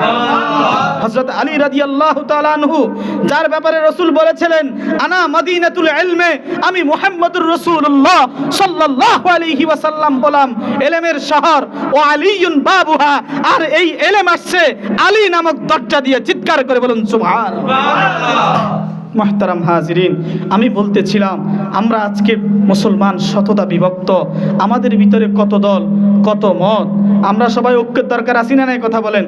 আর ঐক্যের জন্য আমরা প্রত্যেকে খাঁটি মুত্তাকি যদি হয়ে যাই, পরস্পরের উপরে যদি আমরা গোসা রাগকে হজম করতে পারি এবং ওয়াল আফিনা আনিন নাস, পরস্পর একে অপরকে যদি ছোটোখাটো বিষয়ে যদি ক্ষমা করে দেয়, মুহতারাম হাজিরিন, আল্লাহ রাব্বুল আলামিন যদি এগুলা করতে পারি তাহলে আমরা মুত্তাকি হতে পারবো, আমাদের ভিতরে ঐক্যতা সৃষ্টি হবে, পরস্পর উলফত মোহাব্বত সৃষ্টি হবে কি হবে না? কথা বলেন। এরপরেই আল্লাহ রাব্বুল আলামিন এখানে তিনটি সিফাত আলোচনা করার পরে চতুর্থ সিফাত মুত্তাকিনের জন্য আল্লাহ পাক বলেছেন, ওয়াল্লাযীনা ইযা ফাআলু ফাহিশাতান আও যালামু আনফুসাহুম যাকারুল্লাহা ফাস্তাগফিরু লিযুনুবিহিম ওয়া মান ইয়াগফিরুয যুনুবা ইল্লাল্লাহ। অর্থাৎ মুত্তাকিনদের চতুর্থ সিফাত হলো, মুত্তাকিন যখনই কোনো অশ্লীল কাজ করবে, যখনই সে ভুল করবে, নিজের নফসের উপরে জুলুম করবে, গুনাহ করবে, সাথে সাথে কাকে স্মরণ করবে? এই জন্য মুফাসসিরিন ইকরাম লেখেন, ও মুমিন বান্দা, তোমাদের যখন কোনো গুনাহ হয়ে যাবে সাথে সাথে তোমরা কিছু নেকের কাজ শুরু করো। কি করো? আপনি একটি গুনাহ করে ফেলেছেন অনিচ্ছাকৃত, আবার নিজের ভিতরে অনুশোচনা আসছে, কারণ একজন ইমানদার বান্দা যখন গুনাহ করে, ইন্নাল মুমিনা ইযা আযনাবা যামবান, হাদিসে আছে যখন কোনো মুমিন বান্দা গুনাহ করে তখন সে মনে করে, ইয়াখাফু, সে ধারণা করে যে একটা পাহাড় তার মাথার উপরে ঝুলন্ত আছে, কখন জানি ওই পাহাড়টা তার মাথার উপরে পড়ে যায়। সুবহানাল্লাহ। এটা কার সিফাত? ইমানদারের সিফাত। আর যখন একজন নাফরমান ব্যক্তি গুনাহ করে, সে মনে করে আমার নাকের ডগার পাশ দিয়ে একটা মাছি উড়ে গেছে, আমি তাড়াইয়া দিলাম, অর্থাৎ সে কিছুই মনে করলো না। মুহতারাম হাজিরিন, এই আয়াত দ্বারা বোঝা যায়, এই আয়াতগুলি থেকে প্রতীয়মান হয়, যদি খাঁটি মুত্তাকি হতে চাই তাহলে আমরা আল্লাহর কাছে বেশি বেশি কি করতে হবে? ইস্তেগফার পড়তে হবে। কি পড়তে হবে? টাইম কত? আমরা কি পড়তে হবে? ইস্তেগফার পড়তে হবে। মুহতারাম হাজিরিন, এই ইস্তেগফারের উপর যদি জিন্দেগিকে উঠাইতে পারি, আল্লাহ তাআলার কাছে যদি সকাল সন্ধ্যা ইস্তেগফারের অভ্যাস করতে পারি, ক্ষমা চাইতে পারি, কবিরা গুনাহ থেকে তওবা করে দৈনন্দিন যদি আমরা ইস্তেগফার পড়ি, আমাদের কি লাভ হবে? আল্লাহু আকবার। রব্বুল আলামিন বলেন, ওয়ানিস্তাগফিরু রাব্বাকুম সুম্মা তুবু ইলাইহি, ওয়ানিস্তাগফিরু রাব্বাকুম, ও আমার বান্দারা তোমরা বেশি বেশি আমার কাছে মাপ চাও, সুম্মা তুবু ইলাইহি, এরপরে রবের দিকে তোমরা ফিরে আসো, রবের কাছে পরিপূর্ণ তওবা করো, ইউমাত্তিউকুম মাতাআন হাসানান ইলা আজালিন মুসাম্মা। তুমি যদি তওবা করার পরে সকাল সন্ধ্যা বেশি বেশি ইস্তেগফার পড়ো, রব্বুল আলামিন বলেন তোমাকে আমি সুখময় জিন্দেগি দান করব। সুবহানাল্লাহ। প্রশান্তির জিন্দিগি দান করব। ইউমাত্তিউকুম মাতাআন হাসানান ইলা আজালিম মুসাম্মা, কিয়ামত পর্যন্ত, মৃত্যু পর্যন্ত আল্লাহ তাআলা তোমাকে সুখময় জিন্দিগি দান করবেন। ওয়া ইউতি কুল্লাযী ফাজলিন ফাজলাহু, রব্বুল আলামিন বলেন যে যত বেশি নেক আমল করবে, যে যত বেশি ইস্তেগফার পড়বে, আল্লাহ রব্বুল আলামিন তাকে তত বেশি নেকি দান করবেন। সুবহানাল্লাহ। মুহতারাম হাজিরিন, রব্বুল আলামিন সূরা নূহের 10, 11 এবং 12 নম্বর আয়াতের মধ্যে ইস্তেগফারের বিষয়ে 6টা উপকারের কথা বলছেন। কয়টা উপকার কথা বলেন? আমি কি বলবো 6টা উপকারের কথা? আমি কি নিজের থেকে বলবো না কোরআন থেকে বলবো? সবাই আমার দিকে খেয়াল করি, কোন জায়গা থেকে বলবো? কোরআন থেকে আমি আপনাদেরকে বলছি ইস্তেগফারের কি বেনিফিট। যেই ব্যক্তি সকাল সন্ধ্যা ইস্তেগফারের আমল করবে, রব্বুল আলামিন তাকে 6টা বেনিফিটেড করবেন, 6টা উপকার আল্লাহ তাআলা তাকে দিবেন। ইনস্ট্যান্ট সে 6টা উপকার সে পাবে। নাম্বার 1, ইন্নাহু কানা গাফফারা। যেই ব্যক্তি সকাল সন্ধ্যা ইস্তেগফার পড়বে, রব্বুল আলামিন বলেন আল্লাহ তাআলা তাকে ক্ষমা করবেন। ইউরসিলিস সামাআ আলাইকুম মিদরারা, আল্লাহ রব্বুল আলামিন তাকে আসমান থেকে উপকারী বৃষ্টি তার জন্য বর্ষণ করবেন। ওয়ুমদিদকুম বিআমওয়াল, 3 নাম্বার বেনিফিট হচ্ছে রব্বুল আলামিন তাকে সম্পদের প্রাচুর্যতা দান করবেন, সম্পদে বরকত দান করবেন। ওয়া বানিনা, 4 নাম্বার হলো রব্বুল আলামিন তাকে নেক সন্তান দান করবেন। ওয়াজআল লাকুম জান্নাত, রব্বুল আলামিন তাকে উদ্যান আর বাগান, রব্বুল আলামিন তার বাগানগুলোকে ফল এবং ফসল দ্বারা মালামাল করে দিবেন। সুবহানাল্লাহ। ওয়াজআল লাকুম আনহারা, রব্বুল আলামিন তার নদীগুলোকে প্রবাহিত করে দিবেন। সুবহানাল্লাহ। তাহলে এই আয়াতের মধ্যে ইস্তেগফারের 6টা ফজিলত পাইলাম। কয়টা ফজিলত কথা বলেন? 6টা বেনিফিট, 6টি উপকার। নাম্বার 1, ইস্তেগফার করলে আল্লাহ তাআলা ক্ষমা করবেন। নাম্বার 2, রব্বুল আলামিন উপকারী বৃষ্টি বর্ষণ করবেন। নাম্বার 3, রব্বুল আলামিন যারা বেশি বেশি ইস্তেগফার পড়বে তাদেরকে সম্পদে বরকত দিবেন, আল্লাহ তাআলা তাদেরকে সম্পদশালী করবেন। নাম্বার 4, রব্বুল আলামিন তাদেরকে নেক সন্তান দান করবেন। নাম্বার 5, রব্বুল আলামিন বলেন ওয়াজআল লাকুম জান্নাত, আল্লাহ তাআলা তার ফল ফসল বাগান এগুলাকে আল্লাহ রাব্বুল আলামিন ভরপুর বরকত দান করবেন। নাম্বার 6 হলো ওয়াজআল লাকুম আনহারা, রব্বুল আলামিন তার নদীগুলাকে প্রবাহিত করে দিবেন। চিৎকার করে বলুন সুবহানাল্লাহ। করব তো ইস্তেগফার আমরা, কথা বলেন ভাই। কার গুনাহ নাই আমরা একটু হাত তুলি। প্রত্যেকের গুনাহ আছে না নাই কথা বলেন। ইস্তেগফারের প্রথম ফজিলত কি? আমাদের গুনাহ মাফ হয়ে যাবে। 2 নাম্বার, রব্বুল আলামিন উপকারী বৃষ্টি দিবেন। আমাদের জন্য অনেক সময় উপকারী বৃষ্টি দরকার আছে না নাই কথা বলেন। এরপরে আমাদের সম্পদের অভাব আছে না নাই কথা বলেন।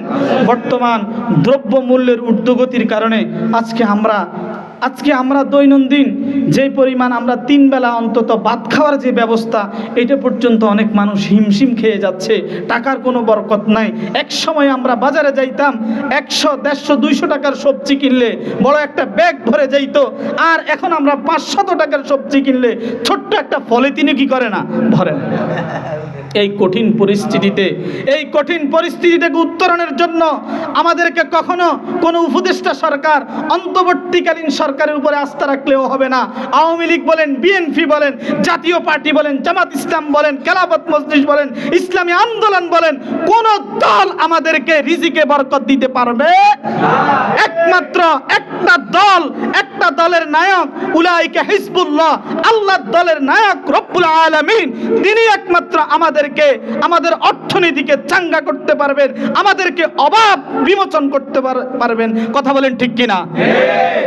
এই জন্য যেই রব, যেই সরকার, যেই দলের প্রধান রব্বুল আলামিন আমাদের অভাব অনটন মুছিয়ে দিতে পারবেন, আমাদেরকে সুখময় জিন্দেগি দান করবেন, আমাদেরকে নেক সন্তান দিবেন, আমাদেরকে সম্পদের প্রাচুর্যতা দিবেন, আমাদের নদীগুলার মধ্যে বারাকা দান করবেন। আচ্ছা বলেন তো, এই যে নদীগুলার মধ্যে, সাগরের মধ্যে কি যেই দামি দামি মাছ সারা পৃথিবীর মানুষ খাচ্ছে, আমাদের দেশের মানুষও খাচ্ছে। আমাদের দেশের মাছের রাজা হলো ইলিশ। এই যে ইলিশ মাছ আমরা সিজনে কত বড় বড় সাইজের ইলিশ মাছ মজা করে খাচ্ছি। বলেন তো, এই ইলিশ মাছকে বড় করার জন্য কোন সরকার, কোন কোম্পানি, কোন মানুষ আদার দিছে এরকম কেউ কোনো খাবারের ব্যবস্থা করছে? তাদের খাবারের ব্যবস্থা কোন জায়গা থেকে আসতেছে? আসমান থেকে আসতেছে।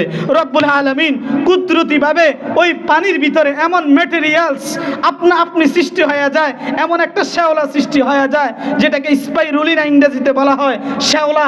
এই শ্যাওলা খেয়ে পানির ভিতরে এই পরিমাণ ম্যাটেরিয়ালস আছে যেগুলি খেয়ে এই ইলিশ মাছগুলি ছোট থেকে বড় হচ্ছে, আর এক একটা ইলিশ মাছ 2000, 4000, 5000 পর্যন্ত বিক্রি হচ্ছে। চিৎকার করে বলুন, এটা কে করছে? আল্লাহ রব্বুল আলামিন করছে। এই জন্য আল্লামা ইকবাল বলেন, পালতা है बीज को मिट्टी की तारीकी में कौन, पालता है बीज को मिट्टी की तारीकी में कौन दरियाओं की मौजू से उठाता है सहाब। আল্লামা ইকবাল বলেন যে এই বীজের ভিতরে, মাটির ভিতরে যে আপনি বীজ রোপণ করছেন, এই বীজটাকে লালন পালন করে প্রসেসিং করে এই বীজটাকে অঙ্কুর হইয়া সেখান থেকে চারা গাছ হইয়া বড় ফলের গাছ হচ্ছে, ফল ধরছে, পাকছে, আমরা মজা করে খাচ্ছি। কে করছে? আল্লাহ তাআলা করছে। এবং এই দরিয়া আর সমুদ্রের মধ্যে যে মাছগুলি আল্লাহ রাব্বুল আলামিন দিয়েছেন, এই পাহাড়ের মধ্যে বিভিন্ন, বাংলাদেশেও বিভিন্ন পাহাড়ের মধ্যে বিভিন্ন ফল গাছ আছে না নাই? কথা বলেন, এগুলোর মধ্যে কে সার দেয়? কে হাইব্রিড গাছ এখানে রোপণ করে? এটা তো কুদরতি ভাবে আপনি হচ্ছে। আর কত মজাদার ফলগুলো আমরা ভক্ষণ করছি, এরপরেও কি আমরা বুঝি না রব্বুল আলামিন আমাদেরকে কিভাবে রিজিক দিচ্ছেন? এই জন্য আমরা বেশি বেশি ইস্তেগফার পড়তে হবে। তাহলে রব্বুল আলামিন আমাদেরকে এই রিজিকের প্রাচুর্যতা কুদরতিভাবে আল্লাহ রব্বুল আলামিন দান করবেন।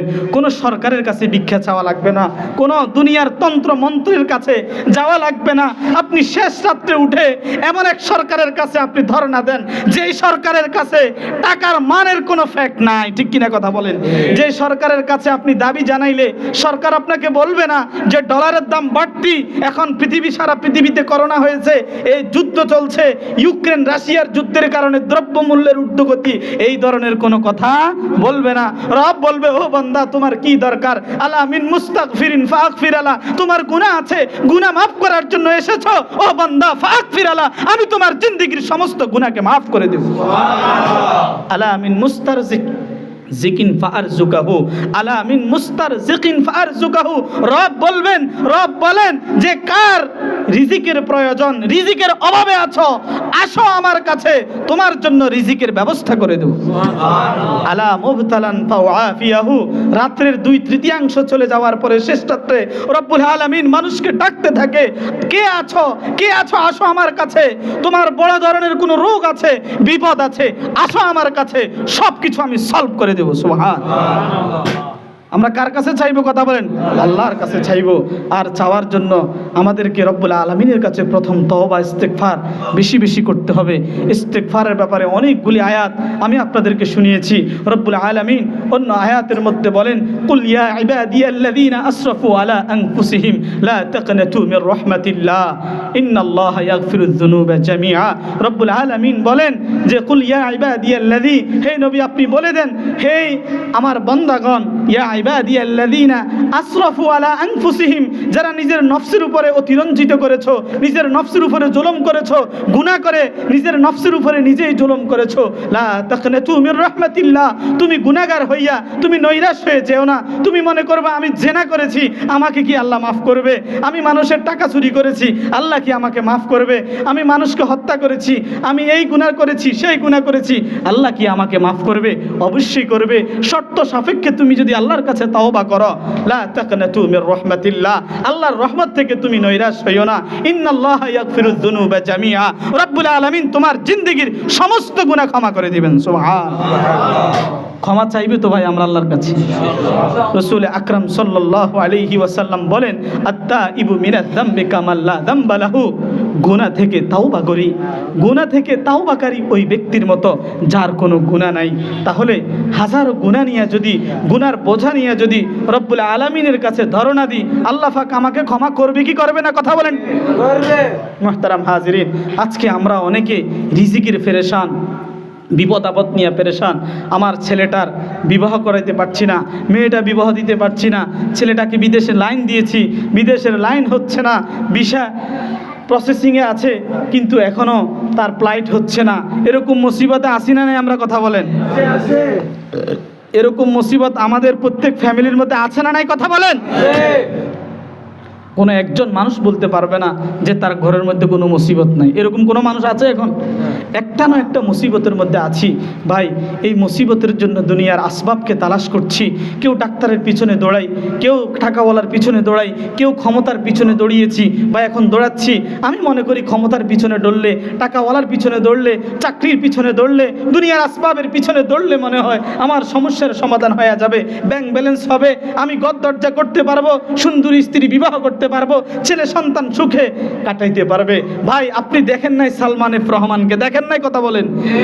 তার অসংখ্য গাড়ি ছিল, এক এক ব্র্যান্ডের গাড়ি এক এক সময় বের করত। কত টাকা পয়সা, কত ক্ষমতা ছিল কি ছিল না কথা বলেন? আমরা দলমত হিসেবে কথা বলছি না, এটা তো সত্য যে সালমান এফ রহমান অনেক ধনী ছিল, কথা বলেন ঠিক কিনা? কিন্তু আজকে তার পজিশন কোথায়?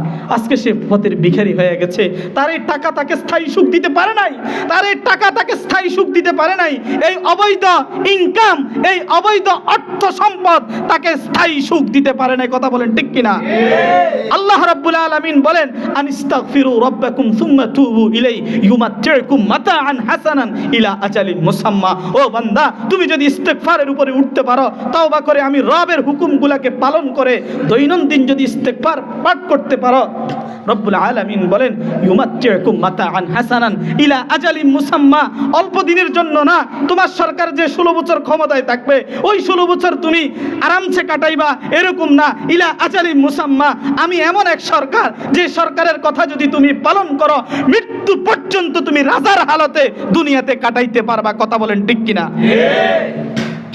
করবো তো ইস্তেগফার আমরা, কথা বলেন? তওবা করবো তো আজকে ইনশাআল্লাহ। আমরা খাঁটি তওবা করে দৈনন্দিন আমরা ইস্তেগফারের আমল করব ভাই। ইস্তেগফারের বয়ানও যদি শুধু করি, কোনো কবিতা পড়তে হবে না, কোনো এই হুঁতি পড়তে হবে না, কোনো ধরনের কোনো গজল গাইতে হবে না, শুধু কোরআন এবং হাদিসের যদি অনুবাদ করি সারা রাত্র শেষ হয়ে যাবে, কথা বলেন ঠিক কিনা?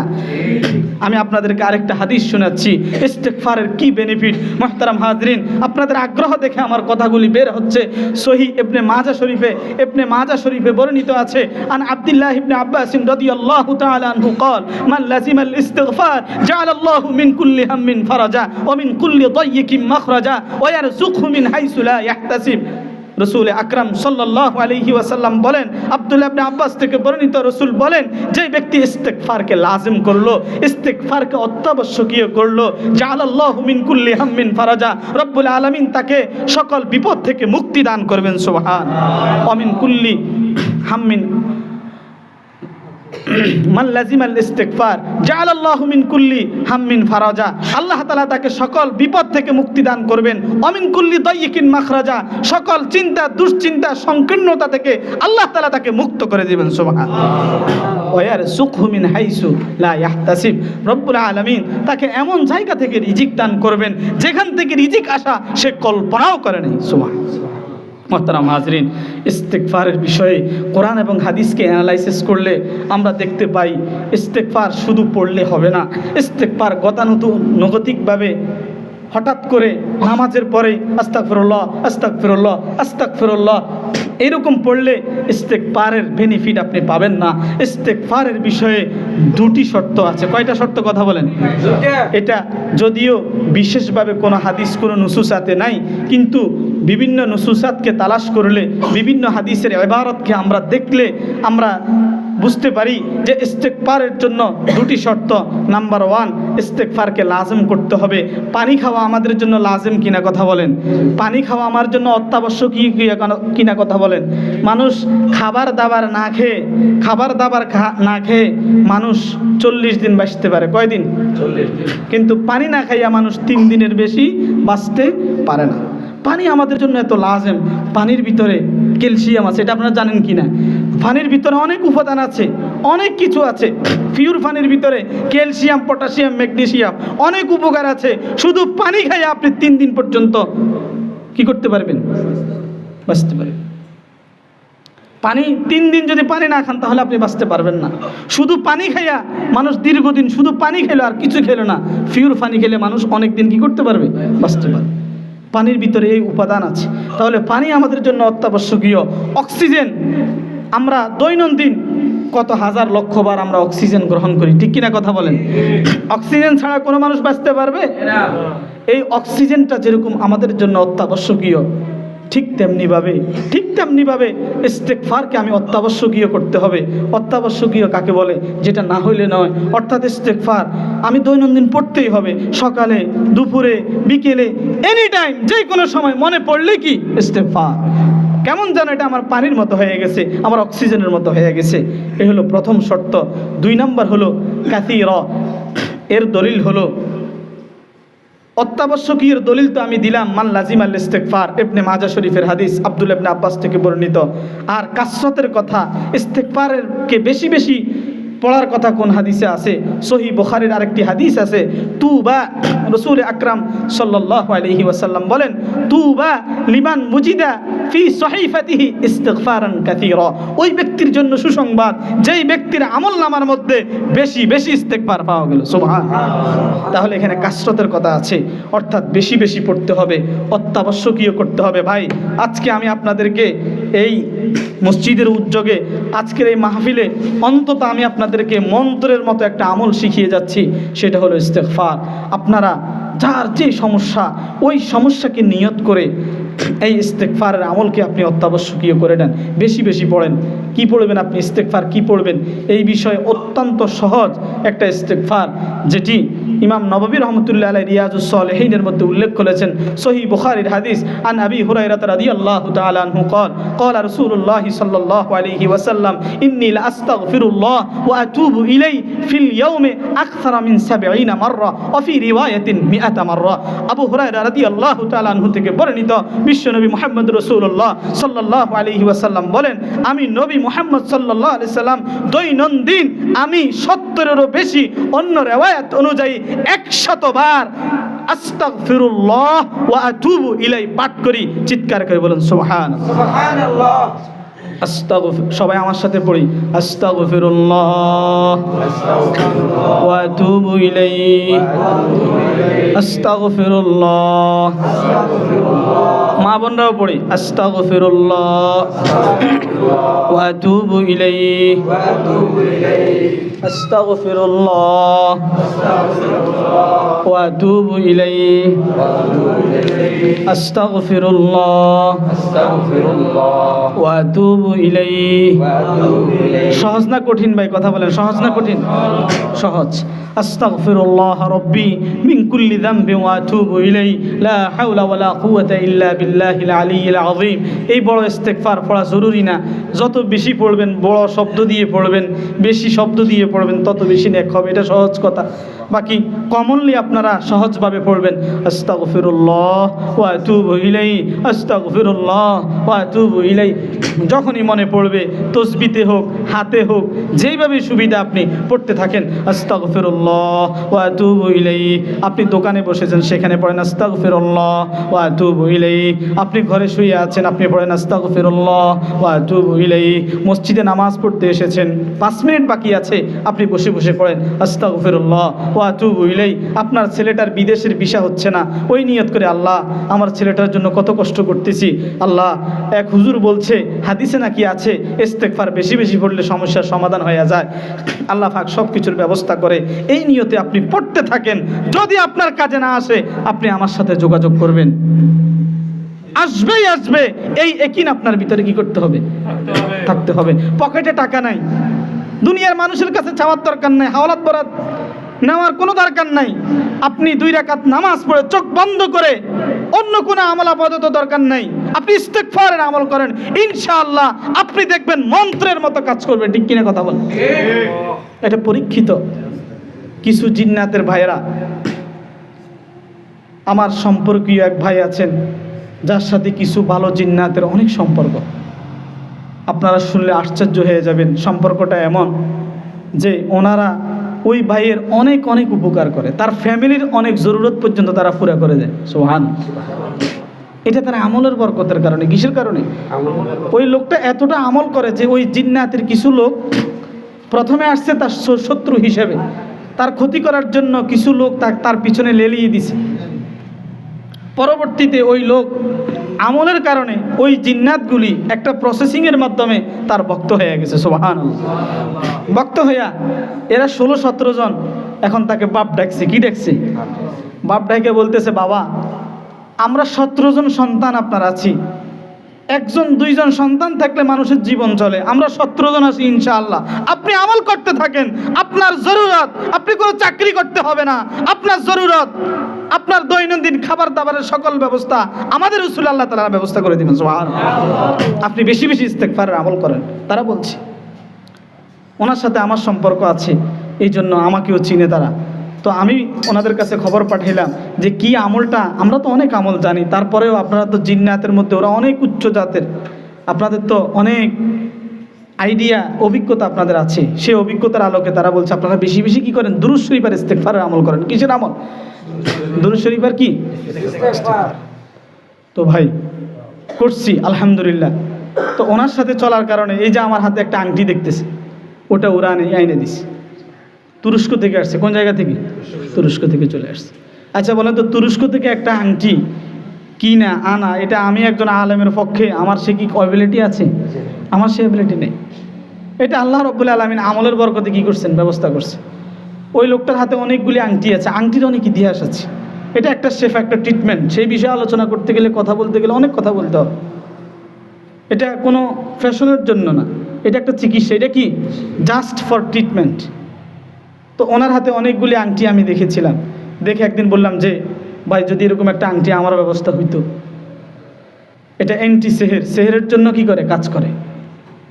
তখন উনি বলল যে আপনি কিছু আমল করেন। ওনারা কিছু আমল বাতিয়ে দিছে।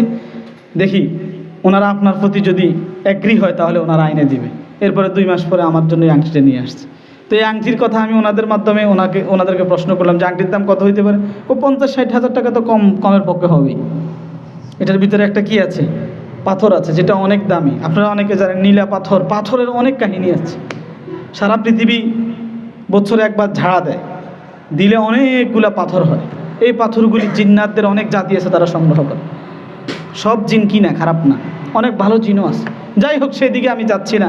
আমি বলতেছিলাম ওই ভাইয়েরও আমাদেরকে এই পরামর্শটা দিচ্ছে, আপনারা বেশি বেশি কি পড়েন? ইস্তেগফার পড়েন। ভাই বিশ্বাস করেন, এই ইস্তেগফারের আমল এত ইফেক্টিভ। আজকে যে বয়ানটা আমি আপনাদের জন্য ক্রিয়েট করেছি, প্রস্তুত করেছি, আমি একলাসপুর বাজার কেন্দ্রীয় মসজিদে আমি জুমা পড়াই। 1 বছর হয়েছে। আমার 3য় কিংবা 4র্থ জুমাতে আমি নিয়ত করেছিলাম ইস্তেগফারের বয়ান করব। কিসের বয়ান? ইস্তেগফারের বয়ান স্টাডি করতেছি। বর্ষার সময় ছিল, বৃষ্টি হচ্ছে গুড়ি গুড়ি। এখন মসজিদে যেতে হবে, আমার একটা মোটরসাইকেল আছে। এখন এই মোটরসাইকেল চালাইয়া বৃষ্টির মধ্যে আমি কিভাবে যাব? আবার হঠাৎ করে মোটরসাইকেলের তেল শেষ, রিজার্ভে চলতেছে 2 দিন থেকে। মোটরসাইকেল যদি পথে খাড়াইয়া যায় তাহলে তেল লাগবে। ঘটনাক্রমে ওই দিন আমার পকেটের মধ্যে মাত্র 40 টাকা আছে। কয় টাকা? 40 টাকার তেল অনেকে দিতে চাইবে না, দিলেও বললে কেমন দেখা যাবে। একটা টেনশন ঢুকছে। আমি ইস্তেগফারের বয়ান এদিকে স্টাডি করতেছি। পরে যখন আমি এইভাবে পড়তেছি যে ইস্তেগফারের দ্বারা আল্লাহ রাব্বুল আলামিন সকল সংকীর্ণতা থেকে মুক্তি দেয়, বিপদ থেকে মুক্তি দেয়, আল্লাহ পাক মালের ব্যবস্থা করে, নেক সন্তানের ব্যবস্থা করে। এগুলা যখন স্টাডি করতেছিলাম তখন আমি এই নিয়তে বয়ানের ফাঁকে দিয়ে আমি চোখ বন্ধ করে 10-15 মিনিট এই নিয়তে আমি চিন্তা করলাম আমি বয়ান করব, দেখি এই আমলটা আমার ভিতরে কাজ করে কিনা। আপনি একজন রোগীকে একটা ওষুধ দিবেন, একটা পথ্য দিবেন, ওষুধ না মনে করেন, ভেষজ দিবেন। এটা আপনার যদি নিজের শরীরে কাজ না করে, তার শরীরে কাজ করবে? আমি এই নিয়তে আমি কিছু ইস্তেগফারের আমল করলাম যে আল্লাহ, কোনো রকম হয়তো বা এই তেল দিয়ে মসজিদ পর্যন্ত যাইতে পারবো, মসজিদ থেকে আসার সময় আমার কি অবস্থা হবে? আর খালি পকেটে তো চলা যায় না। ওই সময় মাদ্রাসা বন্ধ, বোর্ডিং সব কিছু বন্ধ।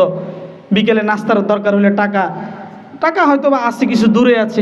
এখন আমি টাকা কোথায় পাবো? দেখি আল্লাহ পাক ইস্তেগফারের বরকতে আমাকে আল্লাহ পাক ব্যবস্থা করে কিনা। এই নিয়ত করে যে আল্লাহ আমার পকেট খালি, কিন্তু আপনার পকেট কি নাই? খালি নাই। আমি বিপদে আছি, কিন্তু আপনি বিপদ সমাধান করার মতো আপনার অ্যাবিলিটি আছে। এই নিয়ত করে যখন ইস্তেগফারের আমল করলাম, মুখেও বলছি, নিয়তও করছি আর ইস্তেগফারের আমল করছি।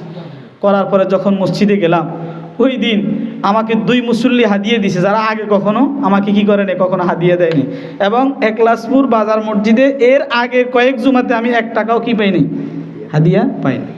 ওই দিন হঠাৎ করে নামাজ শেষে এক ভদ্রলোক 8তলা বাড়ির পাশে আসি বলতেছে, হুজুর ভালো আছেন, নতুন আসছেন, কেমন আছেন হুজুর, আপনার খুব ভালো লাগলো, বয়ানটা ভালো লাগলো শুনে, হুজুর আমার জন্য দোয়া করিয়েন, এই কথা বলে মুট করে হাদিয়ে দিছে। আরেকজনে দিছে। ওই দিন আরেক জায়গায় দোয়ার আসছি, দোয়া করে আসছি, সম্মানের সাথে বাজারে আমাকে পৌঁছাই দিছে। এরপরে আমি টাকা দেখি নেই, সবগুলো পকেটে নিছি। এরপরে আমি যখন ফার্মে গেলাম তেল ঢুকানোর জন্য, পকেট থেকে যখন আমি টাকা বের করলাম, দেখলাম যে 1600 টাকা হয়েছে। কত টাকা কথা বলেন? আচ্ছা বলেন তো, একজন মানুষ বাংলাদেশে যত অর্থনৈতিক অবস্থা খারাপ হোক, 1600 টাকা হলে একদিন চলার জন্য অন্তত ভালো ব্যবস্থা হয়ে গেছে কিনা কথা বলেন? আমি তেলও ঢুকেছি 500 টাকার, এবং আমার পরিবারের জন্য বাড়ি চলে গেছি 500 টাকার ফল কিনছি। এরপর আরও পকেটে 600 টাকা ছিল। দেখছেন ইস্তেগফার। আমি পরীক্ষিত। ওই দিন আমি ইয়াকিন করে পড়ছি যে আল্লাহ পাকের কোরআন অসত্য হতে পারে না, রসুলের বাণী কখনো মিথ্যা হতে পারে না। এখানে 1% কোনো কিনে সন্দেহ নাই, এই ওয়াদার ভিতরে কোনো সন্দেহ নাই, ব্যবস্থা হবেই হবে। এই ইয়াকিন নিয়ে যখন পড়ছি, এটা একটা কথা বললাম, এরকম বহু বেনিফিট ওই দিন স্টাডি করার পর থেকে। ইস্তেগফারের আমল তো সবাই জানি, আমরা সবাই পড়ি, আমাদের মা বোনরা পড়ে, কিন্তু এইভাবে গুরুত্ব দিয়ে কখনো আমল করাও হয় নাই, স্টাডি করাও হয় নাই। যখন গুরুত্ব দিয়ে পড়ছি আর আমল করছি, দেখলাম আল্লাহ পাক রব্বুল আলামিন অনেক অনেক বেনিফিট আল্লাহ পাক কি করেন, ব্যবস্থা করেন। পড়বো তো ইনশাল্লাহ ভাই আমরা। আজকের এই বয়ান যেন আমাদের সফল হয়। এই বয়ান, এই যে কারি রাকিবুল ইসলাম সাহেব, আপনাদের এই মসজিদের পাঞ্জেগানা ইমাম, নাম কি? না, এটা নাম হচ্ছে হাফেজ কবির হোসেন। হাফেজ কবির হোসেন, এদের উদ্যোগে আপনারা এলাকাবাসীর যারা যুবক ভাই আছেন, মুরব্বীরা আছেন, মসজিদ কমিটির লোকজন আছেন, মা বোনরা আছেন, সবাই কষ্ট করে মুজাহাদা করে আজকের এই মাহফিল আয়োজন করেছেন। এই মাহফিল সার্থক তখনই হবে যদি আমরা এই মাহফিল থেকে অন্তত শ্রোতাদের মধ্যে 5-10 জনও যদি আমরা এই আমলগুলো আজকে থেকে শুরু করি, আর আমাদের যদি আমল পরিবর্তন হয়ে যায়, ইনশাআল্লাহ সুম্মা ইনশাআল্লাহ এই আমলের উসিলা আল্লাহ পাক হয়তোবা এই এলাকাবাসীর নাজাতের ব্যবস্থা করে দেবেন। সুবহানাল্লাহ।